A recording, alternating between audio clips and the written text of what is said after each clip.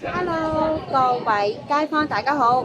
我哋依家喺新翠村商場1樓嘅酒樓對出嘅空地。咁我哋今日翠田關愛隊呢，有一個關於聖誕節主題嘅活動呢喺呢度進行嘅。咁帶大家行去睇下先。呢度就係我哋會擺1個星期嘅聖誕裝置啦，大家可以過嚟影相。咁呢，早前呢，我哋呢就有好多咧作品，就係咧大家可以睇下啦。我哋咧就俾咗一啲嗰啲聖誕樹嘅木牌啦，俾我哋嘅參加者。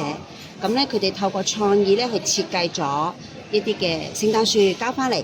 咁咧最有創意嗰30個咧，今日咧已經進行咗一個嘅頒獎儀式嘅。咁大家可以得閒過嚟咧打個卡，係嚟睇下，俾個鼓勵佢哋咯。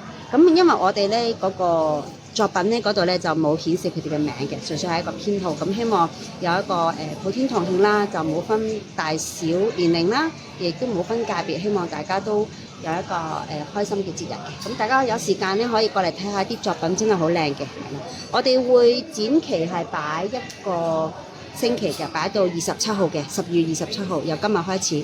咁大家有時間咧，係啦，都可以過嚟咧影下相、打下卡嘅。哦，有啲作品真係好靚，好有創意、好有設計嘅天分啊！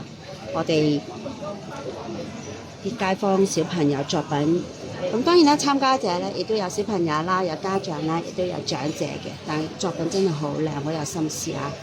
大家可以有時間過嚟欣賞下，歡迎大家嘅。